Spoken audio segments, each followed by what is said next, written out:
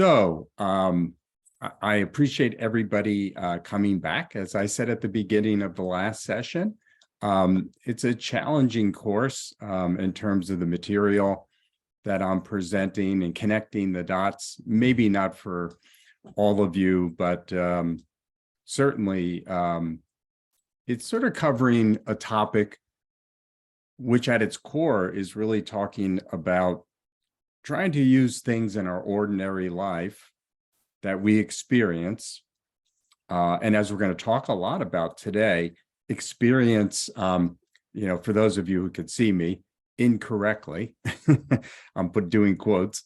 As I tried to establish, like in the first two sessions, that can be seen in a very ordinary, empirical way through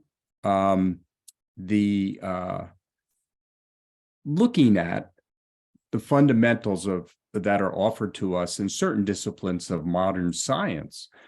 That's not typically how we go about looking at this topic, which what we're really talking about is emptiness. It's also not how we typically go about talking about an aspect of certainly Buddhist skillful means and practice, which is compassion. In Buddhism, the two, what they're called the wings of practice, are method and wisdom. And each of those are anchored in compassionate practices. That's method. There's a lot to that when I say that. And wisdom is anchored by an understanding of emptiness. So trying to bring in modern science isn't my idea. Obviously, our root text that we're using, not as a text to follow page by page, which is the universe in a single atom by His Holiness, is my foundational security blanket for like tackling this topic from that point of view, because it certainly needs the wisdom of someone like His Holiness, and then lots of other people who he populates in his narrative in that book. Lots of wonderful, groundbreaking scientists, etc. So connecting those sort of what I call the outside, right? I call them the outside, meaning in a Buddhist frame of reference, we call it the world of phenomena, meaning everything outside of ourselves.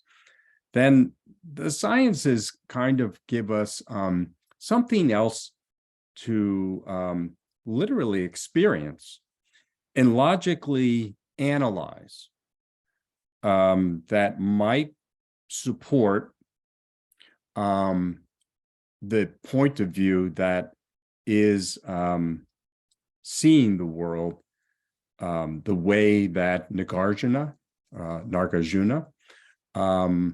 articulates for us in his various texts on the topic of emptiness. Because my goal in any of the courses I've recently taught has been to try to ground in some relatable fashion this sort of what could be very intellectual, could be a sort of a mental process of trying to understand something, maybe make it a little hard. I'm trying to make it a little bit more relatable. So in the first two sessions, as this session is now going to sort of focus more on the second E, which is emptiness, and why that matters and how that connects to compassion as a practice, as I just was going on and on about, in the first two sessions, we tried to take the perspective specifically of modern science in the form of the physics of cosmology and astronomy in the first session. And then in the second session that we had, we kind of zeroed in on what another discipline, quantum mechanics specifically, had to offer us in terms of indications that maybe things are like the way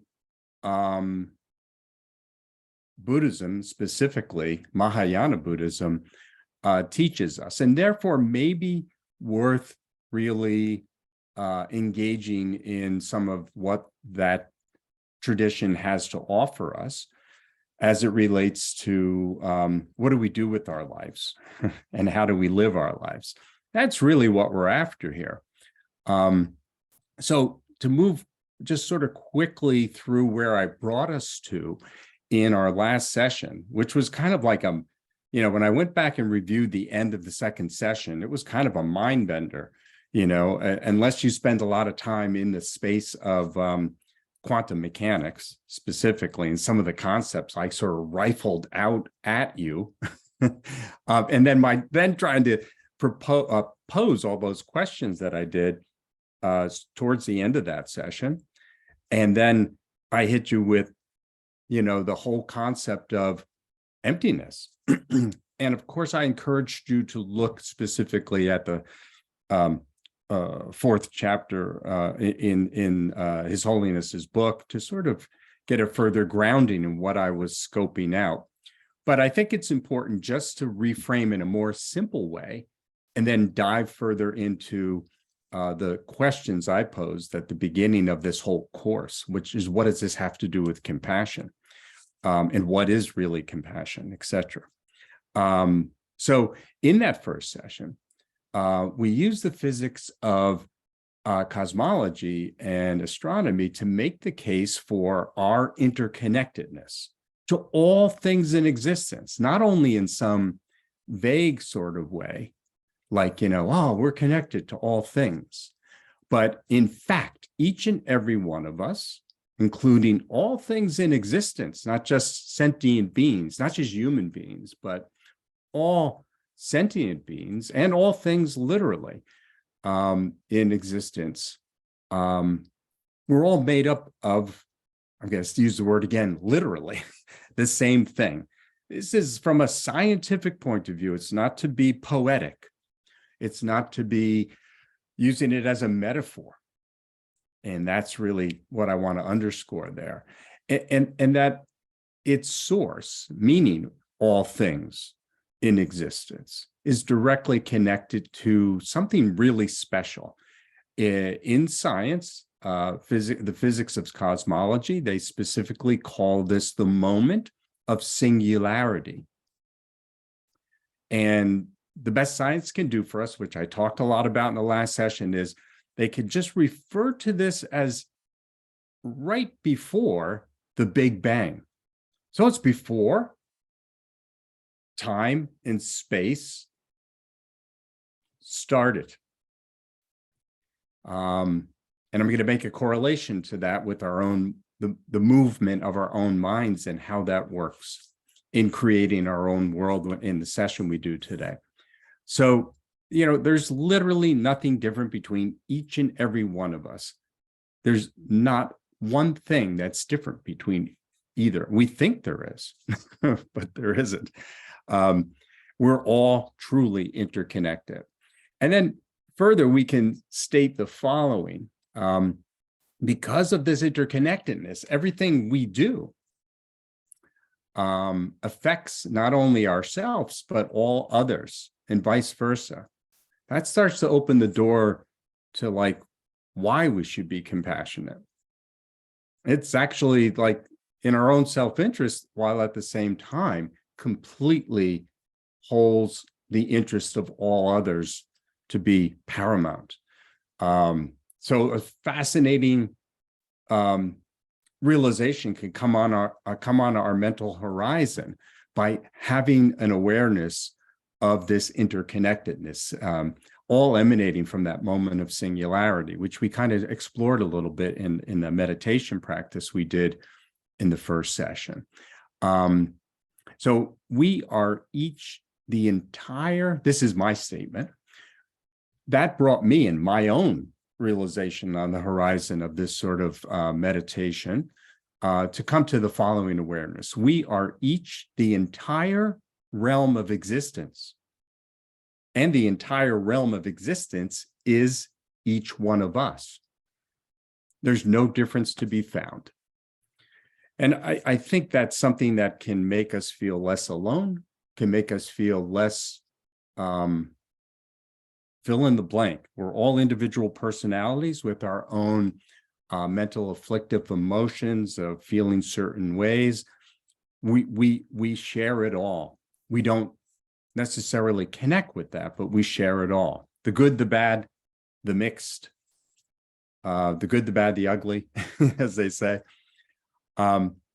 So that's kind of where I wanted us to come to in terms of that outward exploration that we did in the first session. Then in the second session, we kind of delved into the realm of the quantum state, which I defined. I'm not going to go through all that again, but we went then into the quantum states accompanying quantum mechanic concepts.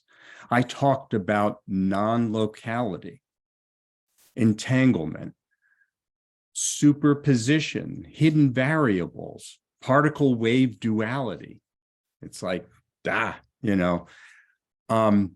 then we looked, at all of these. And what I was trying to show was that quantum mechanics certainly can point the way towards showing how we limit ourselves in our moment by moment experiences in this container. You use the word that His Holiness uses in his book, that container being what we call ourself. And I tried to talk about that specifically in those concepts I just rattled off, especially what we called quantum superposition. And just to boil it down and to reframe it as we move into this session, that is really the idea of quantum superposition, is that all potential phenomena, everything that exists, is in infinite states of possibility, infinite possibilities, having infinite potential. It's not fixed. Everything is not located in a specific place in time, in space, but rather exist in its potential. That's really what that boils down to. And having established that all potential phenomena, all that stuff that we talked about in the first session that we're made up of, is always present. It is present all the time. And again, remembering the first session and my conclusion about how the entire realm of existence is in us and vice versa, then that potential that we talked about in quantum superposition is present in all of us all the time. Actually, as we exist in time and space, it's pretty difficult for us to realize any of that, except moment by moment, which we'll talk a little bit more about today. And and that sort of hints at how in quantum mechanics, and that specific idea of quantum superposition, we are limited in our in what we can experience. It's all there, and it only arises to our conceptual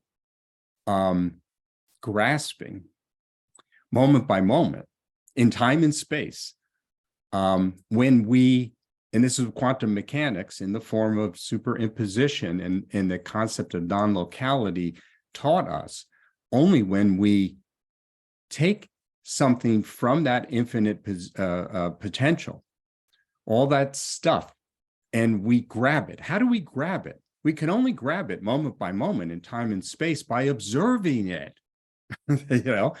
That's what quantum mechanics is teaching us.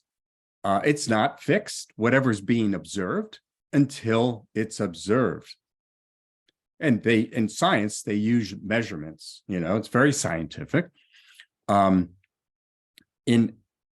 our experience, as I'm trying to correlate it here with quantum superposition is we use our consciousness, specifically our mind, to do that every single moment.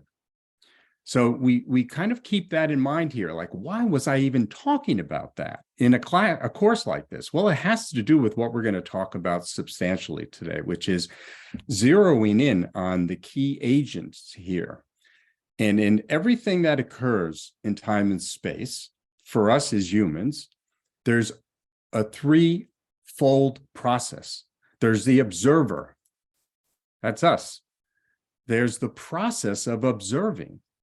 That's got to do with our karmic ripening and using our minds, which I'm going to talk more about rather than just glossing over it like I did last session. And we have to have an observable object. So those are the three aspects of experience. We can really sort of dive into that and think about like, well, how does that take place? So I alluded to that a bit and also pointed us towards His Holiness's touching on that when in chapter 4, where he talked about the definition of emptiness, the theory of emptiness that Nagarjuna put forth in his treatise, his various writings. So we could take the same object of observation. This is sort of a thought experiment about emptiness. We could take an object of observation, could pick any object of observation, and as each of us, as sentient beings, and expand that beyond like who's in this class. Just think of all sentient beings, not just humans, but anyone. If you want to apply, I think we could all make the argument that it's easy to apply sentientness to animals, for example. So just sort of expand it as far as you can. And you think about that observation of a single object by all of these sentient beings. So they're all observers. That's the first ingredient, right? In the threefold experience that unfolds every moment. And they're doing the process of observing. They're observing an object at that very same moment. Okay, because we're in time and space. And in that moment, remember what we talked about in terms of quantum superposition, that the infinite potential collapses. Remember that word from last time? Collapses in that moment. Collapses to what? It collapses into what's being observed by the observer, observing the object. So that threefold pattern is being enacted. The punchline, though, is what we're measuring. And I'm sure we don't have to think about everybody. I'll just go around this Zoom room. And if we picked an object and we all observed it, and then we expressed like how we experienced it, it would not be the same. Maybe generally the same, but it would be different outcome. Why? How can that object, and for that matter, the observer, have, and this is Nagarjuna's point, have an inherent fixed self or quality if everyone who's experiencing that object experiences it in a different way? It doesn't have a fixed quality that anyone can experience. It only is experience for all of us in a dependent arising way between the object, the observer, in the process of observing, and that is all that's going on. That's the only quality that is there, not a fixed quality. And that's really what is at the essence of emptiness. And that's the case that Chandrakirti makes, the great Buddhist scholar and logician, in all of his treatises on this topic. And also Nagarjuna, in the form of his meditative, poetic, logical at the same time, thought-provoking and moving verses. And many of those are present in many different texts, but the other text that I had recommended as a supplement to our course, Nagarjuna's 70 stanzas is an example of that, and you can pick almost any one of them. And I chose that as a secondary text because this second E in our title, Entanglement and Emptiness and Enlightenment, is really important. It's really important to understand what really propels our experience of compassion. And that's what I'm going to be moving us towards here.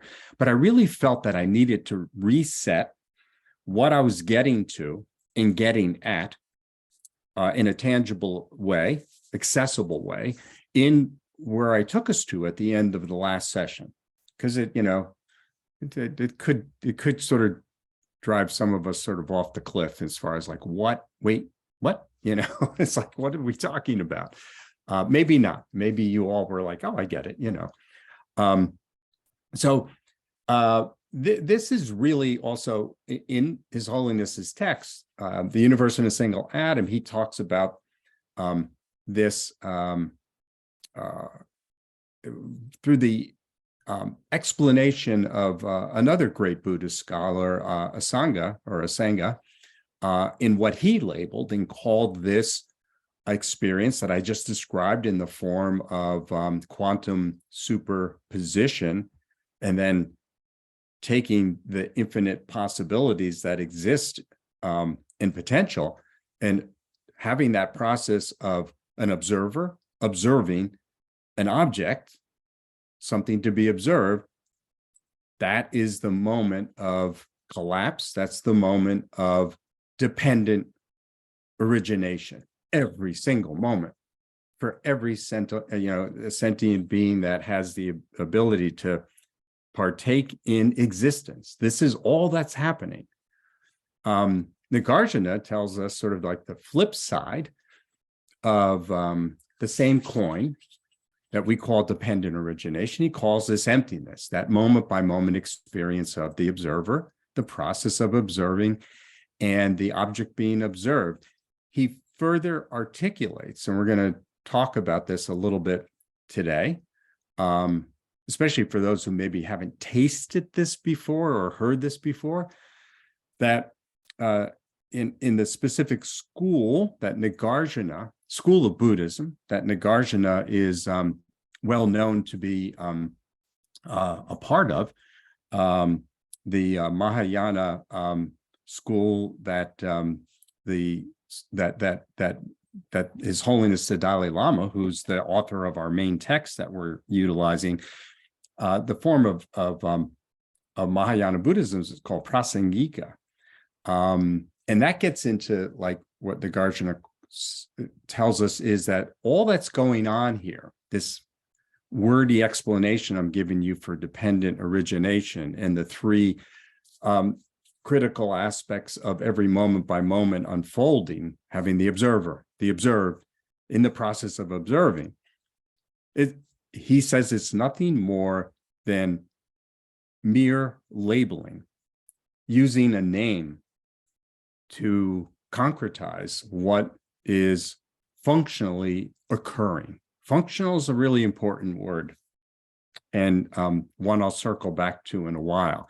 So Nagarjuna makes it a little more like the first time I heard that kind of definition of emptiness, it was like, what? Wait, what? So, what I wanted to ground us in now, experientially, is that that if this is the case, which we're going to talk more about today, which quantum mechanics brings forth as a process, and Asanga Nagarjuna bring forth as a experiential realm of understanding how things really work in existence, called emptiness. So now we've sort of been talking about the first two E's in our title. Then we have to say, what's the real agent at work here? And that gets to talking about consciousness. And that's going to get us into today's topic, where we're going to talk about karma and how things really work, where karma is a process, but there has to be an agent for that process to be applied to. Otherwise, it doesn't mean anything. So this is really what we need to sort of build on, that foundation of this threefold unfolding moment by moment mechanism that occurs with an observer observing an object that's being observed. And I contend, and so do all the great Buddhist writers, and that this is what unfolds in our realm of existence, moment by moment, always. There's no break from it. It's 24/7, so to speak, 7 days a week, every day of the month, year, and a lifetime. But it is something that has to be thought of in that way. It's not something that we sort of turn to and experience once in a while. It's how we experience everything. So I'm finally going to repose the question and talk about it, an answer to it. That was one of the core questions posed at the beginning of this course, which is, what is compassion really? And keeping in mind as best you can what we covered in the first two sessions, which I just tried to do a quick synopsis of, it's really two things. First, it is the realization that interconnectedness that is between all things, both outside and inside, as I called it, in us, is not only utterly possible, but is actually present. It's always there in our every moment by moment experience. Again, I was just talking about that with quantum superposition.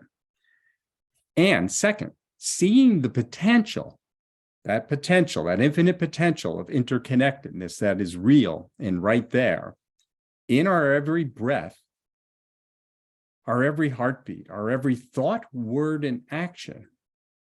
But we do not experience or partake in is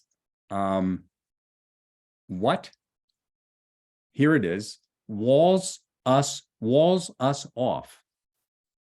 Puts us like in silos in our moment by moment, in time and space, collapsed experience that we all partake in throughout our entire life. It cuts us off from each other. And that hopefully makes some sort of sense experientially relative to our scientific analysis that we utilized through the physics of cosmology and astronomy, and also some of the quantum physics mechanics that we talked about. That's the punchline here. And then further, if we can look at the last part of what I was just talking about, which was the what's really going on moment by moment, as Nagarjuna has opened up to us, and also as Sangha, then we could say that we are mistakenly experiencing all things through our moment by moment lens that assigns to everything we experience some sort of fixed, inherent, existing essence to all things, ourselves and all other things, which flies in the face of my little thought experiment we did a few moments ago about all of us observing the same object and not seeing it in some experiential way as having this some sort of same thing that we could put our finger on in terms of how we each experience it. So through this agent that is rooted in our own consciousness, this sort of mistaken way of seeing things, experiencing things moment by moment, which that agent is, I alluded to this a few minutes ago, which is our consciousness. And also attending that consciousness is our karmic ripenings, which I'm going to be talking about momentarily. We have something we can identify as the root cause of that. And in Buddhism, we call that the three poisons. And we're going to talk a little bit about that today as I talk about karma, because karma doesn't really make sense in terms of how we get to where maybe we're not experiencing things the way they really are, which is, fixing some inherent quality to all things that we interact with, including ourselves. And so, that sort of being the thesis here, we're going to explore that, but except for a moment that we do cut ourselves off from each other, and that we do see that that's a mistake. And further, we see that causes, as His Holiness talked about, Nagarjuna sharing with us in the text we read from last week, how that causes all suffering.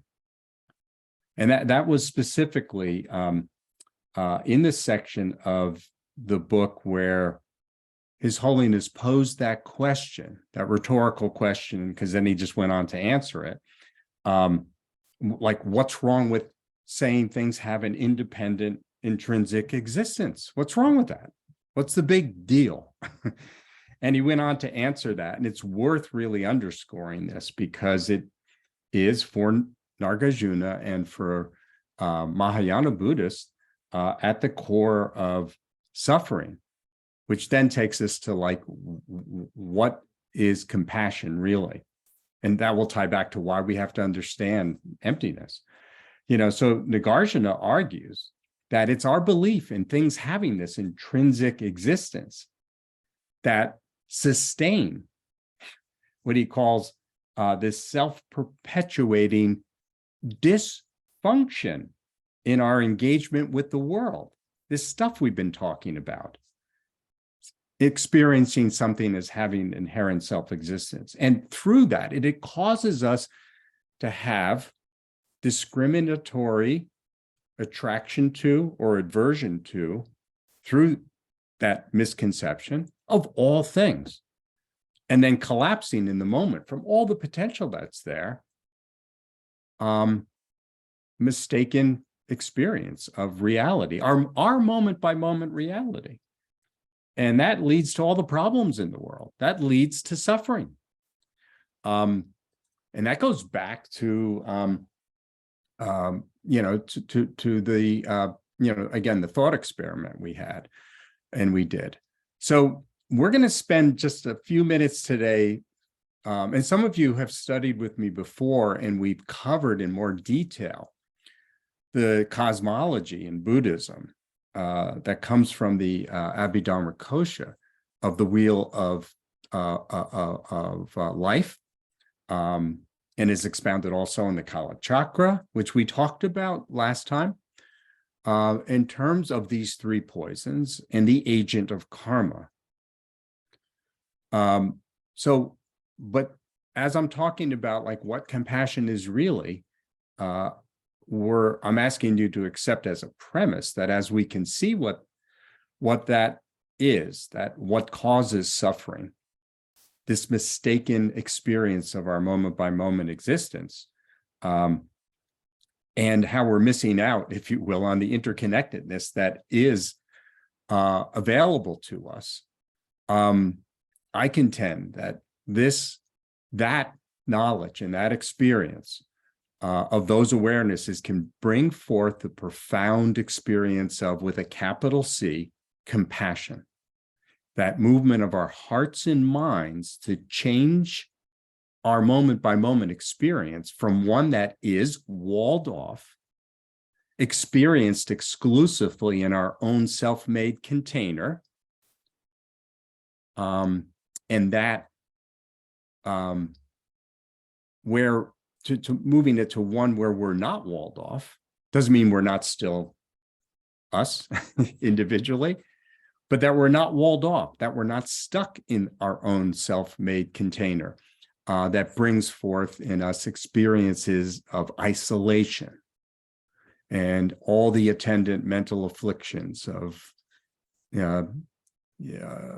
inappropriate desires and hatred and anxiety and fears, and it's innumerable. The Buddha actually articulated, he labeled these experiences for humans, the 84,000 mental afflictions. So they all stem from this misconception. And most important, as we've been talking in this course about interconnectedness, that we're not alone. So much of what even happens in our contemporary society is that feeling of aloneness, and that leading to desperation to the degree that even statistically, if you've read any reports that have come out from various authorities in just recent weeks, suicide is among all kinds of people, especially people of color, people of not so much means, meaning they economically challenged. This is really an epidemic. So this has real life consequences. It's not just philosophy. So wanting to change that lack of interconnectedness into full-blown connectedness, informed by how things really are, how they really work, which is what I'm trying to push us into today, and wanting to help all others be part of that change. So not just for ourselves, that is with a capital C, compassion, and discovering that this is how things really are, that we have this lack of interconnectedness as we experience things mistakenly. And the real, what we would call the tragedy, in storytelling narrative, the tragedy of that is that potential for interconnectedness is there and we're missing it every moment. This is having an awareness then come upon you of what suffering is. You can really do lots of, not that one wants to do this, but one could do a lot of thought experiments and meditations and reflections on where does suffering really come from? And you'll discover that it comes from this. It's in all existence. It's what the Buddha called in his Four Noble Truths, the first noble truth, that it's the noble truth of the suffering nature of existence. And when he says existence, he means all existence. It's not that we don't have happy things that happen, but they always end. So is it possible to have an existence where there's no more suffering, there's an end to suffering, and that happiness replaces it, if you will? It's this realization and understanding that allows us to clearly see that ending the experience of the lack of interconnectedness is a way, a path to end suffering, not only in a temporary sense, but completely, forever. And that's why I'm doing this course. That's why I'm talking about this in this way. And if we end suffering, we discover in its place, so to speak, the experience of happiness. And that knowledge is what, I'm going to use a word here, propels us, just really propels us to want to change this mistaken reality. We can't help but be moved to do that. And that is, with all caps, from a Buddhist point of view, compassion. what we call bodhicitta in Buddhism. And that leads towards a path that some Buddhists practice with clear mind, that they are propelled, moved to reach enlightenment, which is the last D in our the title of our course, to move towards a state of enlightenment for the benefit of all sentient beings. And it's not something that just happens because you think about it. It's an experiential thing. It's a practice. It's something that's propelled. But it's founded on taking time to explore the topics that this course is exploring and bringing forth an understanding of how things really are. This kind of goes deeper into the, meaning of what compassion is, because again, I'm back to compassion with a lowercase c and, initial cap C, but even lowercase c, because it of course, it's being loving and kind to others in outward ways. So this is not being dismissive of that, but so it's certainly part of living a compassionate life, because we live in time and space, and we do have our minds, we have our speech, and we have our actions, and all should be engaged in compassionate activities. But this is why I'm talking about initial cap C and all cap C, compassion, of what motivates and informs those actions, what propels those actions. It's the knowledge of what I've been outlining here today. You're really gaining a clearer understanding of the potential and how we don't reach that potential and why. So what is it that's driving our moment by moment experience in this mistaken way, if you will? And so we're going to talk a little bit about that here, because we really have to understand that in order for that second E in the title of our course to make sense, and even for it to make sense in terms of what we talked about in the first two courses as it related to the outer sort of modern sciences that have also given us some verification and foundation observationally, scientifically, that these things are true, the interconnectedness of all things, how we are literally everything in existence, and everything in existence is in each of us, and how we could connect to that. So this is where we're going to go to today. Of course, I've already been going there, but I'm going to take a few minutes to back us into a fuller understanding of these ideas. In an initial sort of way, not in a complete way. I will say that if one wants to explore what I'm going to talk about right now, which is going to be talking about karma and the three poisons, just a little bit, because we don't have a lot of time. You can find these topics in a lot of places.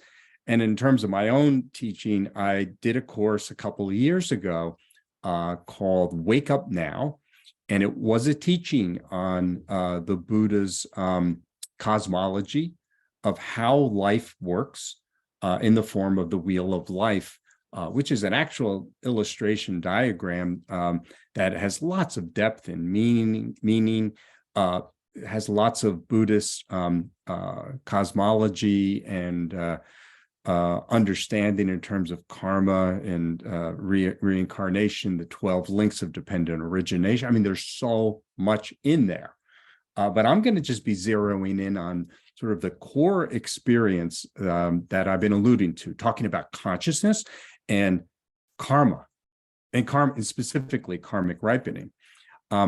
So I'll do that now. So simply put, karma is an old, from a historical point of view, working concept in humans that comes from a Sanskrit term, kama, and that's actually the Pali kama. You'll notice, like in Theravada Buddhism, which is the Pali tradition of Buddhism. Many of the words that they have, like Dharma. A lot of us know the word Dharma. They say Dhamma, and Kama. And in Sanskrit, you would have an R sound there, karman. So in Sanskrit, the word karman literally means action or doing. And in Buddhist tradition, karma refers to action driven by intention. That's really important, which leads to future consequences. So we all know that idea of cause and effect. Well, which cause and effect? So simply put, karma is the experience of taking action of body, speech, or mind, or all three, and fulfilling that action. And then once that action is completed, then it has future consequences. So the agent for that is another concept, another word, I should say, which is also Sanskrit, which is klesha. Klesha is, in Buddhism, the mental states, the moment-by-moment experience that actually cloud, once partaken in, cloud the mind, and doesn't allow the mind to see things how they really are. And so what happens is kleshas, being the essence of karmic action, where, as I described a moment ago, one takes an action of body, speech, or mind, and once that action's completed, then it is like a seed planted in one's mind. So now I'm using the mind. So this is why when we talk about this, a person having some sort of a mind, or English words are tricky here, because like we also could say consciousness, because where is a klesha planted when we talk about a seed? Well, it has to be someplace. And then obviously, as we go all the way back to the first course and talk about existence, this has to be something that occurs once there's been the movement post the Big Bang of time and space. So we're operating here in a conceptual frame of reference, as that might be applied to an individual existing in time and space, where they have a consciousness, where one can take an action of body, speech, or mind, and have that action, once completed, be planted somewhere, if you will. And the main thing here to understand in this concept of a seed, a klesha being like a seed, and being like planted, and being planted somewhere, is that it has to grow. And that once it fully grows or ripens, you've heard me use that word, then its effect, meaning of the original action, which is the cause, is manifested. So this hopefully gives you some fundamental idea of how karma works, because that's karma in a sort of definition. And the kleshas specifically are important for me to bring up, because when they do ripen karmically and manifest, they create states of mind, if you will. And a lot of this you could explore and discover in the Buddha's wheel of life. It creates different states of mind, which we can characterize as being afflictive states of mind. They can manifest as one having anxiety or fear or anger, jealousy, desire, depression. And again, as I said, there's 84,000 of them. according to the Buddha. We could see how this could be labeled as suffering. Really, that's why I'm going here in terms of connecting it to our topic. So, there's lots of different words used in English. I like to use the word afflictions. Some people use the word defilements or destructive emotions, but it's more than just emotions. But you'll hear the word emotions used quite a bit. I would prefer you stay away from them because they're too limiting, actually. I would say emotions are a subset of mental afflictions. And again, this isn't a course on that, so I'm not going to go into detail. But in contemporary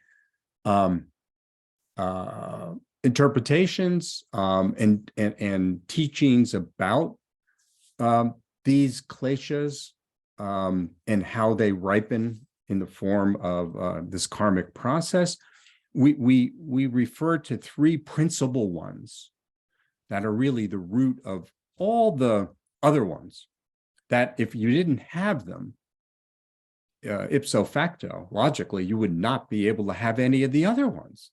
So they're called the three poisons, and they are ignorance, attachment, and aversion. Some people say lack of wisdom versus ignorance, desire instead of attachment, or hatred instead of aversion. But you can sort of whatever you're comfortable with as long as you get it.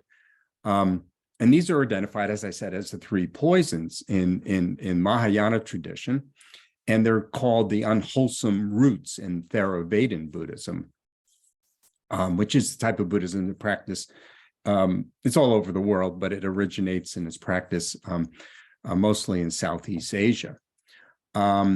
So these three poisons are what I was alluding to when I was talking earlier about how we engage moment by moment with the world, and we collapse all of the potential into that moment by moment experience in this mistaken way of experiencing something as having fixed inherent self-existence. And you might be going, okay, wait, I'm missing that connection. Well, it all comes from this idea. What I just described is what is one of the three root poisons, which is ignorance, non-wisdom, seeing something mistakenly. And that the agents for ignorance to occur mentally, in time and space, in the consciousness of a sentient being, is through either being attached to something, as they are doing in time and space, moment by moment, the experience of being an observer, doing the observing, and observing an object, or having aversion to that same thing that's going on over and over and over and over and over and over and over and over. It's endless. It's incalculable. Remember the readings from earlier where we talked about the flower ornament sutra, and how it described the incalculable sentient beings, incalculable worlds, that this process is going on and on and on. It's almost unfathomable. And that is what, at its core, when we talk about the experience of the three poisons, moment by moment, with those three unfolding, three-step unfolding process of observing, and that we are assigning. It's a key word, assigning a discriminatory process of something having a fixed quality.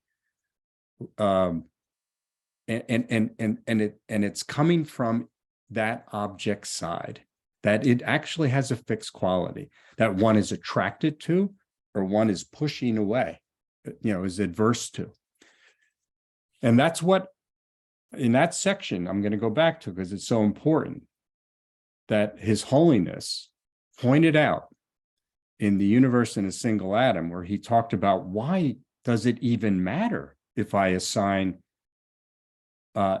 intrinsic reality, a fixed quality to things? Why? What's the harm? What's the big deal? And again, through the lens of the Nagarjuna, then he tells us why. That this is what causes all suffering. So then maybe it's worth maybe it's worth exploring this topic and understanding that one has to work with straightening that out, maybe gaining wisdom of how things really are in place of of ignorantly grasping onto or pushing away. In other words, practicing discrimination in a myriad of ways like we do every single moment. And so further, the whole idea here is that what that does in time and space for each one of us as individuals, as we're siloed in our own container, in the bigger container of all existence or the universe or the multiverses, or whatever frame of reference you're comfortable with, is that as we have every moment arise for us in succession, that all that's going on there is the karmic ripening of a previous moment of existence that was similar. And that is how one, if that previous moment of experience is based on, in a non-wisdom way, an ignorant way, experiencing things, observing things, where you attach some quality to them that is permanent and fixed, then one could see how it would perpetuate. It would perpetuate. And that is what's called the movement of the mind from that original moment, if you will, of singularity. That, remember last time we talked about the cosmology according to Kala Chakra system in Buddhism, where it's four-phase system. There's emptiness or the void, and then out of that comes arising. That's right there is where the movement of the mind or consciousness starts the process, if you will. Again, from a Buddhist point of view, it's beginningless. We talked about that too. But in the cycle of universes and world systems coming and going in and out of existence, that's where the whole problem starts. And that we have that problem permeating all of not only our individual experiences of life, but all life is permeated with that. And that goes back to the Buddha's first noble truth. It's a pretty powerful truth. It's also, one understands the way things work through the moment by moment experience of the three poisons that we all partake in, how that's possible, that it could really be true. But that further, one might see that since those things really don't have, all things, ourselves and the observed, don't have a fixed quality of being something that is good or bad, then there's the potential to change that.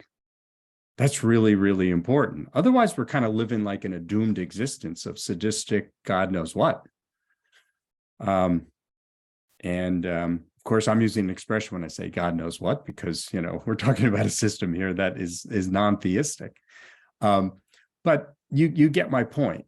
And I think that is, all of that is really, really important to our understanding of, from a Buddhist point of view, that there is not only hope, but that because if we're able to become wise in how things really are occurring, we can then sort of replace this moment by moment reality we've been living in karmically, karmic ripening wise, since beginningless time.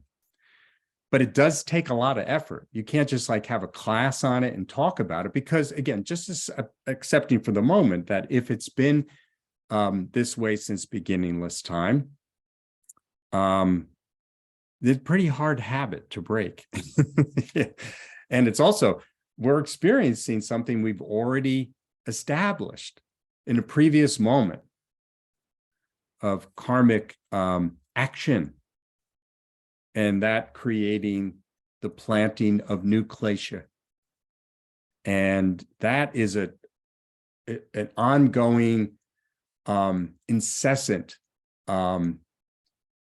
it's really hard to describe, because even in every moment that we reach out and experience each other and objects, it's based on that previous misconception. So as that's occurring for you in the new moment, it's based on that ripening. It's connected, but incorrectly connected. So how do you change that? And that's where one has to look to engage in certain first study, and then reflection and contemplation, and then specific meditation practices that you could be in that moment by moment experience in time and space, which we're all in, be planting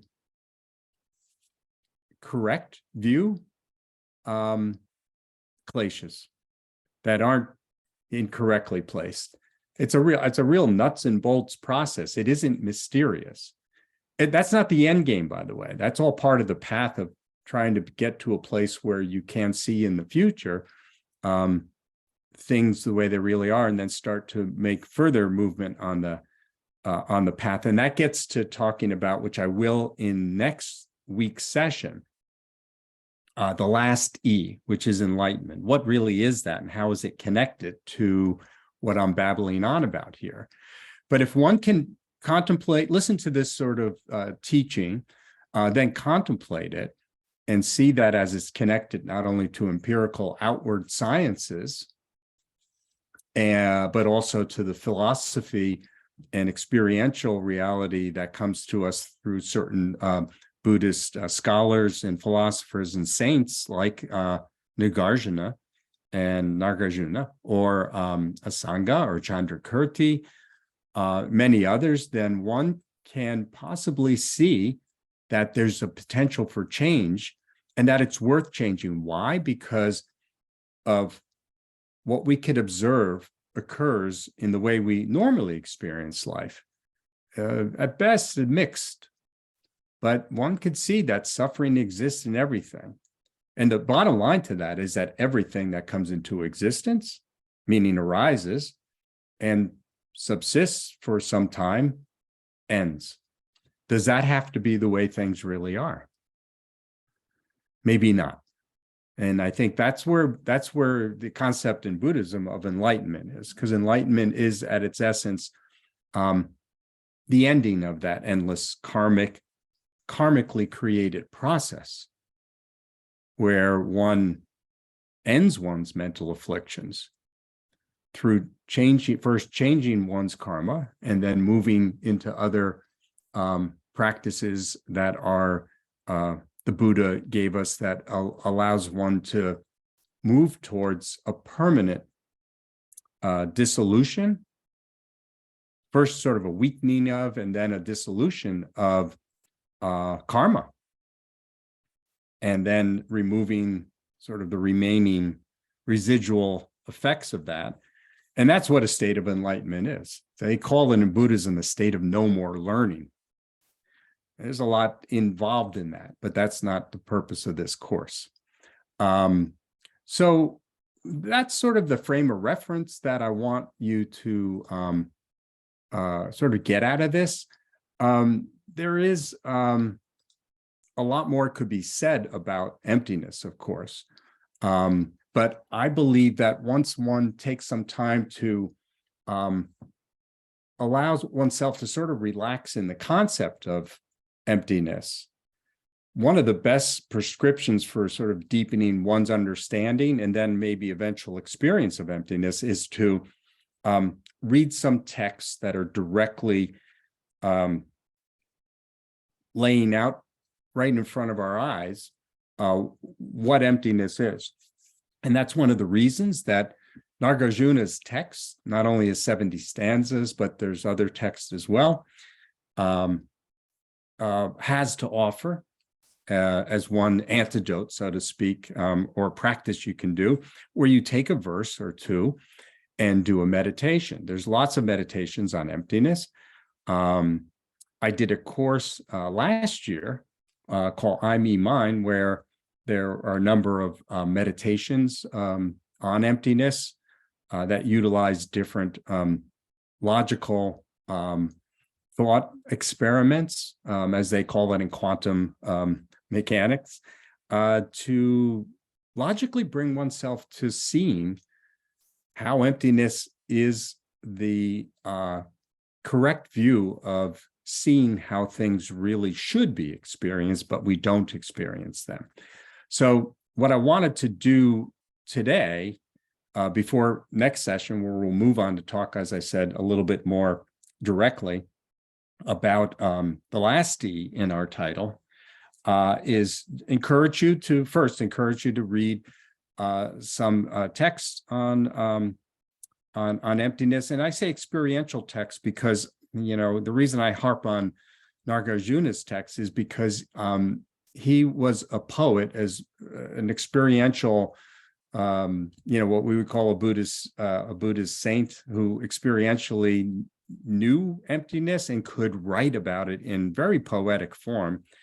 But at the same time, the verses he wrote are so pith and they're so logical that they could be experienced on a multiple of levels, academically, philosophically. And when I say philosophically, they could also be put into the context of being used in debate and logical discussion of deduction, but also experientially. Very powerful, multi-dynamic stuff. But what I want to do today is end the session. I want to leave some time for questions too. But right now, what I want to do is move into a meditation session on emptiness. And this one is a meditation session that His Holiness the Dalai Lama has presented many times. And I feel best to give you one of his, since we've been using one of his texts, The Universe in a Single Atom, as one of the foundations for doing this course. So we'll do that first, and then if there's any questions at the end of this, then we'll go to questions. But the idea of this meditation is to give us a specific meditation practice, which I can circulate to all of you that you can utilize, on your own. And again, there are other meditation practices that I also can make available that I've used, and also, like, specifically I used in connection with the last course that I taught last year called I, Me, Mine. So let's do that if everybody's okay with it. If everybody wouldn't mind just taking a nice, relaxed, seated position, or if you prefer, move yourself onto a meditation cushion and take the meditation pose that you're most comfortable with. And we first need to start by kind of emptying our mind of everything that we just talked about. And I will bring forth in the narrative that I'm going to engage with you on what I really want you to focus on. But now we want to clear our minds. So we start by just relaxing our body, being aware of our body on the outside. from head to toe. Just do a scan.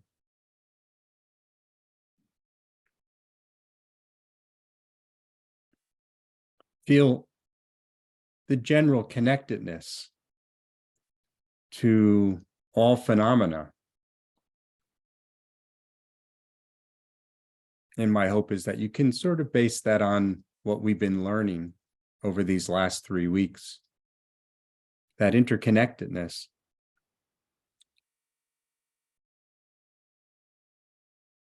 And allow that to feel nice and present to you as an individual. And bring that nice feeling to the movement of your breath, with your focus at your nostrils, watching your breath move in and out.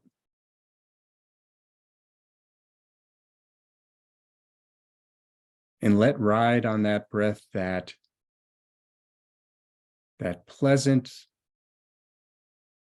feeling of interconnectedness with all things, all people.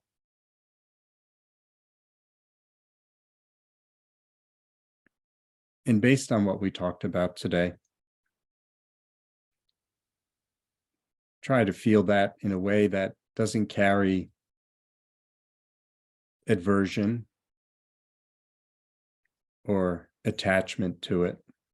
Just let it be with you, all sentient beings, all existence, just with you, going on the ride with you, in and out on your breath.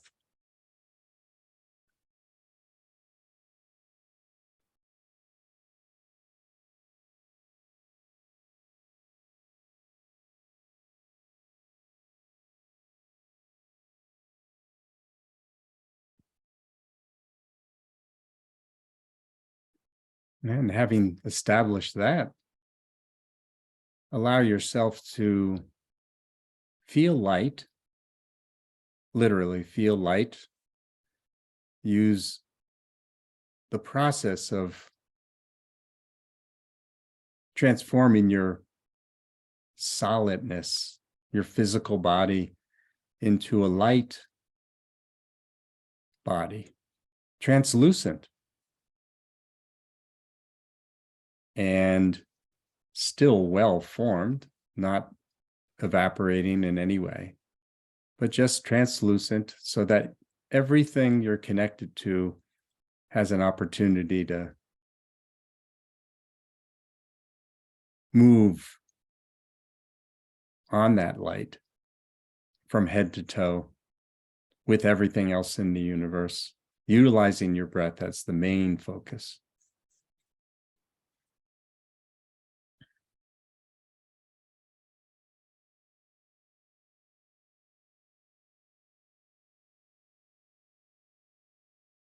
Resting on your breath, continuing to rest on your breath.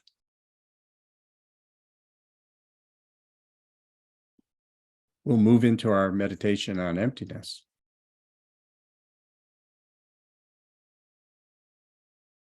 The object in this meditation, as we are observers,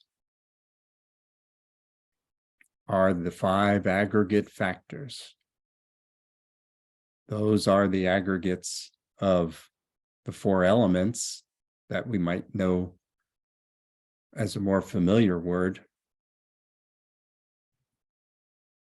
as well as our consciousness, which makes up the 5 aggregate factors.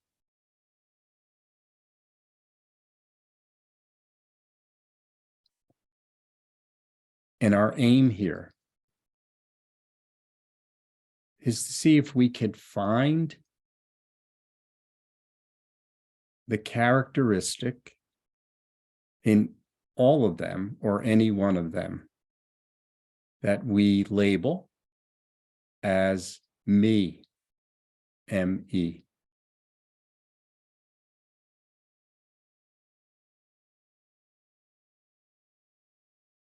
When we look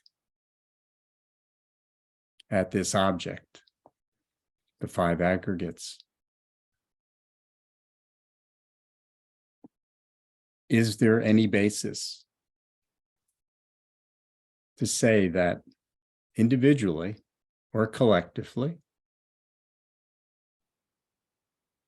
they are me?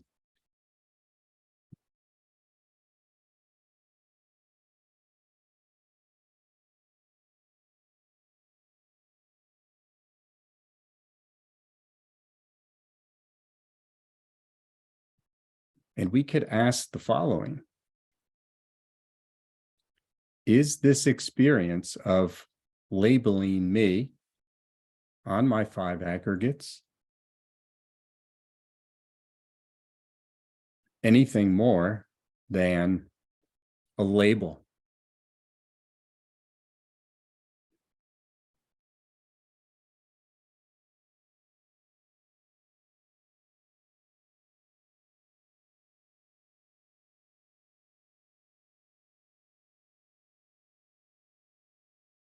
Can we conventionally experience ourselves beyond that label?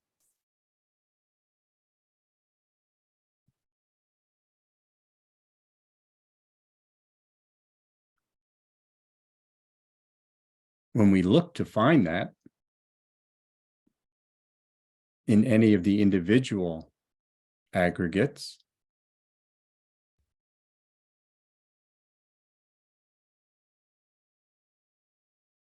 am I any one of those? Or the collection of all those factors, all of the 5 aggregates? Can I find me?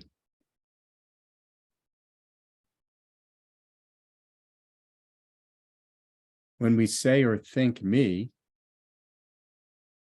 what the name me refers to is something labeled on the basis of body, mind, and so forth.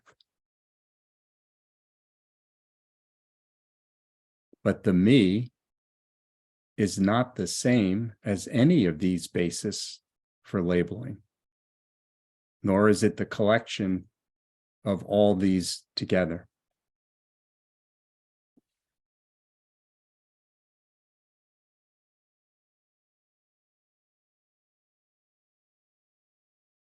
Further, when we try to analyze that, we ask if the me comes from the side of the body, or does it come from the side of the clothes we are wearing, or from the side of the mind?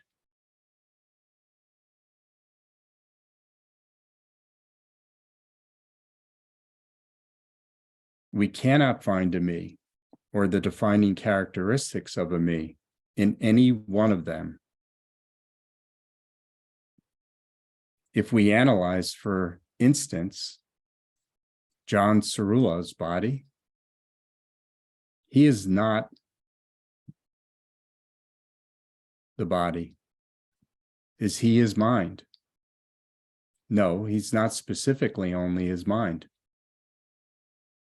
Can he exist separately from his body? No. Can he exist separately from his mind? No.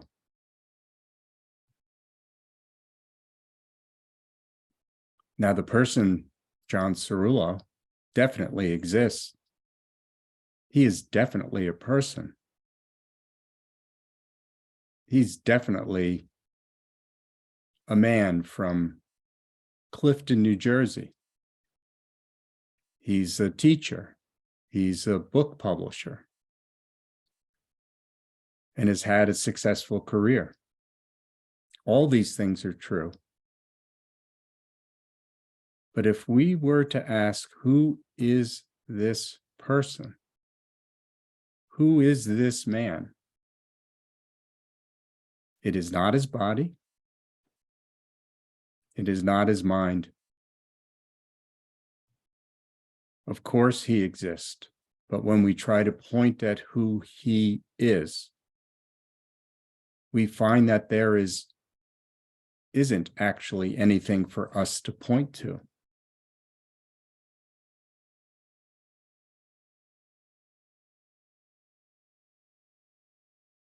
The same is true for flowers, in vases, in tables, and so forth. On the basis of all their parts, in the continuity of their parts, we have the object that can be labeled. But we can't say that each of these items is actually the full collection of its parts or the individual parts either. It is on the basis of all of these that we can label what the item is, a flower, a vase, or a table, and establish its existence. When we say that there is nothing that we can point to as being actually referent thing corresponding to that name, that doesn't mean the object doesn't actually exist or doesn't exist at all. When we say that it exists, its existence cannot be established at the place where we would imagine it exists, what does that actually mean? It means that there are all sorts of circumstances, conditions, and causes. And on that basis of all of these, the object dependently arises, meaning me, or the flower, or the vase, or the table. But its existence is not established from its own side, as if the object were standing up all by itself, unbound from all of these other factors upon which it is dependent. What the object especially arises dependently upon are the names and concepts that refer to it. Its existence can only be established in terms of merely being what can be mentally labeled by a valid mind.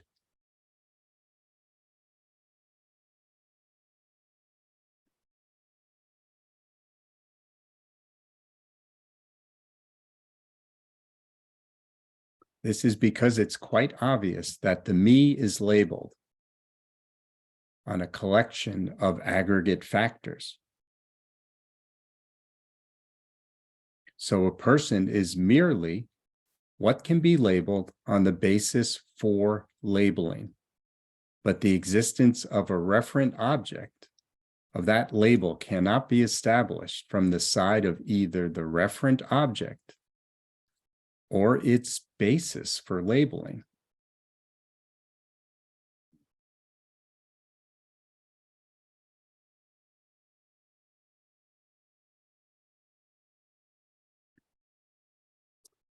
And finally, in order to see how this me to be refuted actually appears to us, we can look at times when we are in a strong emotional state and we are thinking me and mine and so on. On these occasions, the me to be refuted appears to us as the basis for great attachment or hostility. And so we can more easily recognize it then.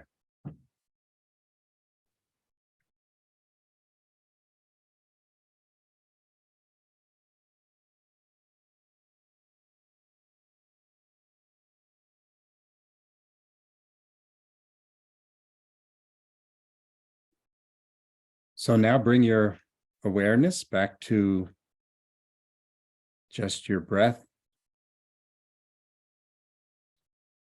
and bring your body back to its solid form, letting the light evaporate and your connection, as much as you want to keep it to all external phenomena, is a good thing. But main thing is bring your focus back to the room and open your eyes, and we'll re-engage on our Zoom session. And the most important thing on that meditation that I'd just like to say is that at the end, it's real important that you try to utilize when you're doing this type of a meditation to try to, on that occasion of trying to refute there being a self-existent me, to take note when you have some emotional arising of great attachment or hostility. It's much more easy to see what you're grasping at. And it goes back to the three poisons. And it captures the essence of, in that moment, you have the ability to either continue planting the seeds, the kleshas, of wrong view, of giving inherent existence to something and practicing that discrimination and having that attachment or having that hostility, or to say that I don't need to have that because that is not how things really are. Then one can see how there's a connection there operatively to move beyond our normal experience. And we'll explore next session, like how that could lead to breaking down what we call in quantum mechanics, the quantum superposition, where we can only experience the collapse moment of our isolated selves and find a real connection to all others, and have that experience of having that propel us into true compassion, as I articulated in our lecture today. So that kind of wraps up the class. Does anybody have any questions that they'd like to share or ask?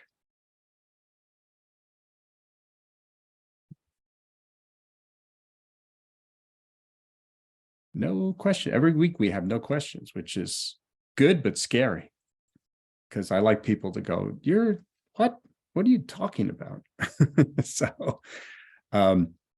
So if there aren't any questions, I will leave it there. I will tell all of you that next week is our last session, and we will be trying to put a more fine point. We do have a question.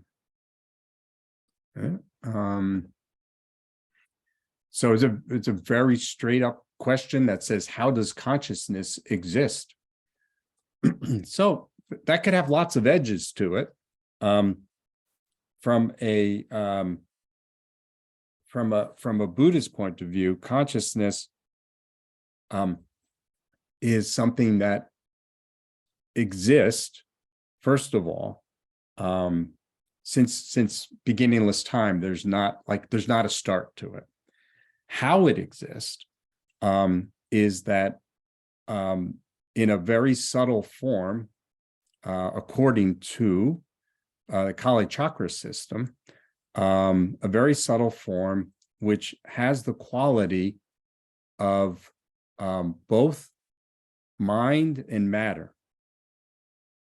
And that quality has the ability to interact with mind and matter in either an ignorant way or an informed way, and propels one towards enlightenment or towards suffering existence.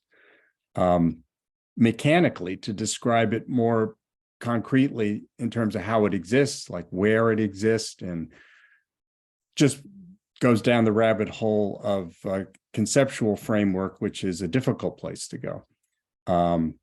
But that it is something that moves in the manifestation in that cycle of emptiness, moving into arising, sustaining for some period, and then dying off. It continually partakes in that 4-stage process. And if you recall, the person who asked the question, did take the first course the course I was talking about earlier, the first course I alluded to, which is the Wheel of Time. You can look at that operationally, moving through the phases of the 12 links of this dependent arising, or what's called the 12 links of dependent origination, and how that's an endless cycle since beginningless time. That's anchored in this three poisons, and further sort of that energy that is a consciousness can move through time and space. So that probably is a little vague, but it's the best I can do in this session and with this time limit. John, I had a question. Sure, go ahead. Yeah, so Buddhism, of course, has everything is very logically explained. And one thing which I feel it doesn't, and I struggle with this, is that when we talk about the origins of consciousness, everyone says since beginless time. And it seems like almost like there's no better answer or a cop-out, because, I struggle with that. Everything has to have some kind of beginning, however long ago it may have initiated, I feel. That's my understanding. So when that's what I struggle with. And, that's why I feel the beginless time is almost like, I don't have a better answer, so it's beginless time kind of thing. Yeah. Well, it is tricky because ultimately, when you even look at the Kala Chakra system that we talked about last week, we are operating in a cycle of what's called samsaric existence. And samsaric existence has a certain, we'll call it contaminated essence, which is the 50 mental factors experienced through the 80 from coarse to more subtle and refined consciousnesses. And if you hold that sort of idea in your mind, understand that any language-based, conceptual-based, time and space-based explanation of anything that's ultimate, meaning within the container of that contaminated experience of moment by moment existence, is going to be unsatisfactory. Ultimately, Buddhism teaches that the path that you take, that it offers, is a skillful means to move beyond that, which is tricky and difficult, so that question becomes one that is answered in that beginningless time, and the origin of consciousness becomes like an exercise that doesn't really have a point. And one of the things I did talk about in brief, but I didn't cover them, and His Holiness does in the book that we're using as a text, is that when he was ever asked a question about the origins of existence, he never answered it. And there's a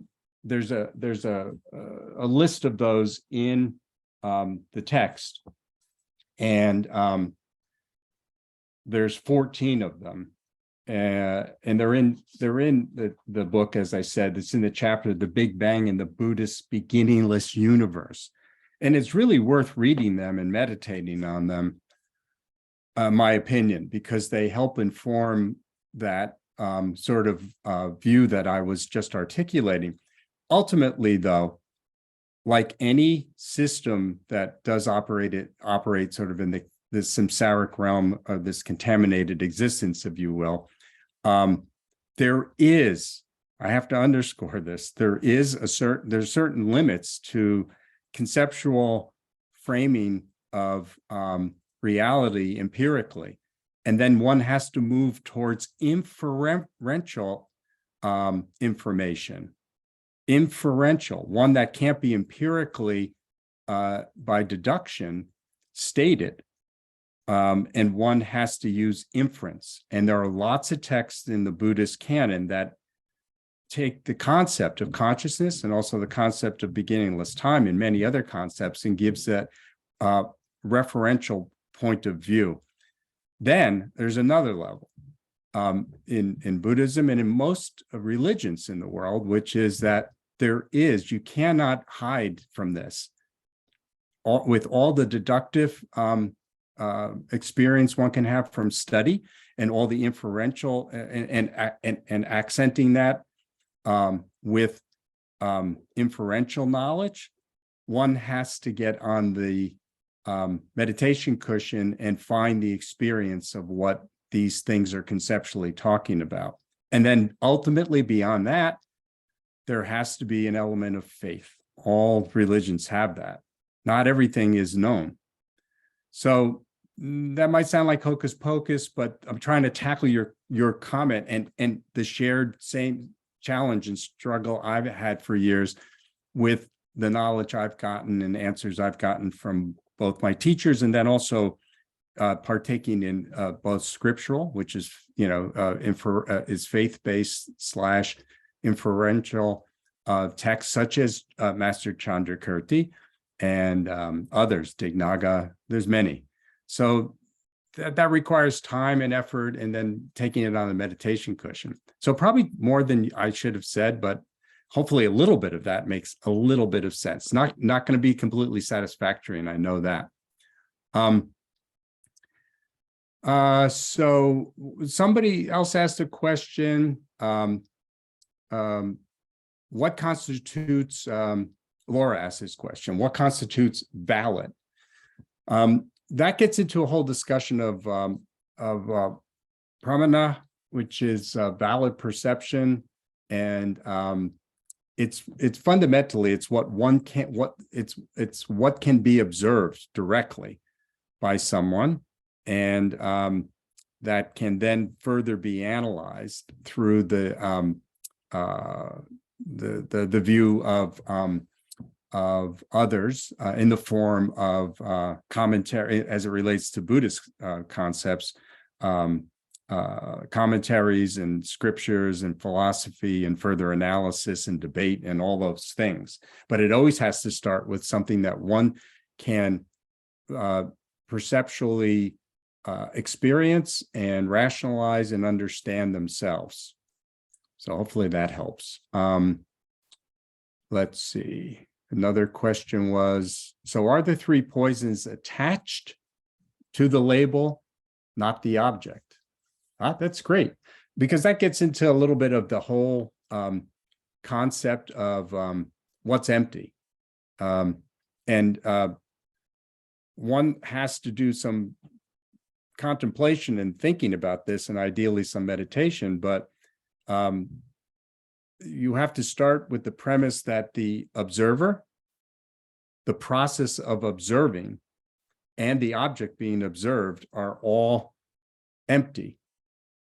So they do not have none of those have inherent self-existence and only arise in dependence upon each other, dependent originating, and through the process of having a label. So it isn't about the object actually intrinsically having a label. It's there, it functions, but the labeling is assigned, by the observer through the process of observing. But all three have no essence in the sense of inherently having a fixed quality. So hopefully that helps a little bit there. Someone else asked, why can't you say that compassion with a small c is a positive mental state? I didn't say that it isn't. I actually said that compassion with a small c is, of course, part of compassionate practice, but that ultimately, when we talk about compassion with a small c or initial cap or all caps, it's fundamentally is what is propelling it, what is moving you as a consciousness to partake in compassionate activity? Is it the knowledge of how things really are? And that because we mistakenly experience all that we do, which causes, as Nagarjuna and His Holiness talk about in his book, create all the problems in the world, all the suffering in the world. That if that knowledge and the experience of understanding that can propel you, then that's where I just made the difference between so-called all caps compassion versus small cap, but there is no difference between any of the labels of compassion, only that one certainly could practice compassionate activities with a small c, right, without it being informed with all that stuff. So it has value and it's positive. It can't not be good if you're helping others, but it has ultimate value, and hence the question being answered the way I did when I said, what is compassion really? We're talking about from this perspective of like, what is motivating you to be compassionate? It doesn't mean that there's not another valid way to practice compassionate with love and caring in your heart, etc., for others. So another comment is, I would like to know where the Creator and Buddhism meet at beginning of time. For example, the creation of matter such as the world and ego to human being. So in this regard, Buddhism is closer to science than it is to a theistic, meaning a creator-based system of origins of the universe. So when we look at Buddhism, or we look at science, when we look at the Big Bang, there's a concept that is called singularity, which is the moment before time and space and all matter and antimatter come into existence. And in that process, time and space come into existence, all matter and antimatter cancel each other out. It's really horrifying, except that matter has one more ingredient to it compared to antimatter, and that's where we all come from. And so from this endless world cycle point of view, which is in the Abhidharma Kosha, which I talked about last time, and is also in the Flower Ornament Sutra, which I read from this Holiness's book, they articulate how world systems, countless world systems come into existence in this way. A theistic system would have a moment of singularity before time and space begins, and a transcendent entity we could label as a creator brings all that into existence that I just described. Doesn't have to be any different than that. It can have just as much harmony with science. So don't get me wrong. That's important to state. Nothing's contradictory there, but it's about that origins, which goes to your question. So they don't really, Buddhism and a system that is based on Buddhism versus a creator or theistic origins of existence, they diverge. They don't really harmonize. There's a lack of a creator element in the Buddhist system. So that's the best I can answer that question, I think, because that's what you asked. Where do they meet? They kind of don't meet, right? In that way. So all those questions were on the chat. Does anybody else have any other questions from that? No, good. Well, we went over. I apologize. I was going to just finish by mentioning that next week is the last session. I'm going to try to focus on enlightenment and have that be something I put in connection with the first two E's. Hopefully, I put the first two E's in somewhat of connection in the way this course has been framed out. But I will give you one note of caution. Check the website for a potential update because this Friday I am having some surgery, and it's not like going to affect my mind or anything, hopefully. But I am having some surgery. I'm having my one of my Achilles tendons repaired. So if for some reason, like something like I'm in a lot of pain or I have to take medication, I might not be able to teach the class. So I might have to postpone it to another time. I will finish the class, and my intent is to do it next Sunday. So please, if you so inclined, please come. But there's a little chance, that maybe I can't do it because of physical limitations, just so you know. But otherwise, I'll see everybody next week. Okay. Thank you. Thank you for being here. Thank you for your great questions. I love that. Thank you. Thank Thank you. you, John. Thank you. Bye-bye. Bye. Thank you, John. Thank you, John. Thank you. Bye-bye.